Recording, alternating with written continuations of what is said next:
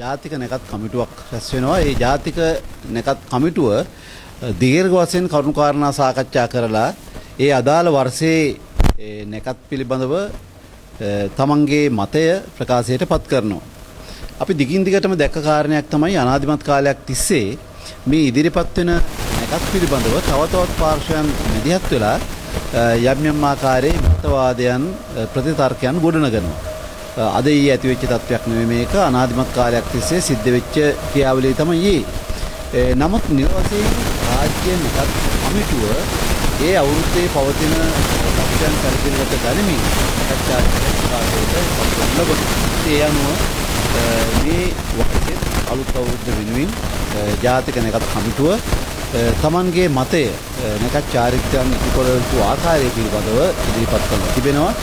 මේ පිළිබඳව සංවාදයක් තිබෙනවා.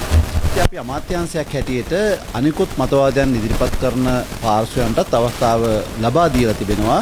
ඕනගේ අදහසුත් ඉදිරිපත් කරන්න. මොකද අපි හැමදෙනාම දන්නවා සිංහල හින්දු අලුත් අවුරුද්ද කියලා කියන්නේ අපි හැමදෙනාගේම ජාතික සමගිය, ජාතික අනන්තතාවය, අපේ සංස්කෘතික වටිනාකම් ඉස්මතු වෙන අවස්ථාවක්.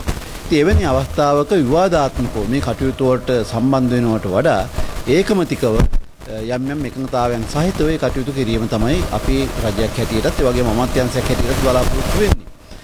විවිධ අයතින් මතුවෙන විවිධ මතවාදයන් අපිට ඒකරාශී කරගෙන අවසානයේදී පොදු මතයකට ඇවිල්ලා ඒ කටයුතු කිරීමේ ඉඩකඩ තිබෙනවා.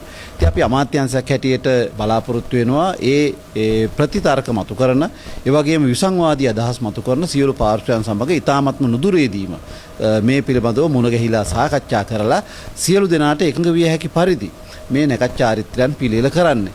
ඉතින් අපි මේ සම්බන්ධයෙන් උනන්දුවක් දක්වන සියලු පාර්ශ්වයන්ට යෝජනා කරලා තිබෙනවා. අමාත්‍යාංශයේ මැදිහත් වීමෙන් නුදුරේදීම අපි බලාපොරොත්තු වෙනවා ඔවුන් සමග සාකච්ඡාවක් පවත්වන්න. ඒ සාකච්ඡාවෙන් අනතුරුව නිල වශයෙන් අපිට පුළුවන්කම තිබෙනවා 2026 අවුරුද්දට අදාළව අලුත් අවුරුදු චාරිත්‍රයන් පිළිබඳව නිල වශයෙන් ප්‍රකාශයට පත් කිරීමක් කරන්න. ඉතින් ඒ වෙනුවෙන් දැන් අපි මූලික සූදානම් කිරීම කටයුතු සිද්ධ කරලා තිබෙනවා. ඒ සියලු පාර්ශ්වයන්ට අපි ආරාධනා කරනවා අපි ඒ සියලු දෙනා ඒකරාශී කරන සාකච්ඡාවට සංවාදයට සහභාගී වෙන්න කියලා.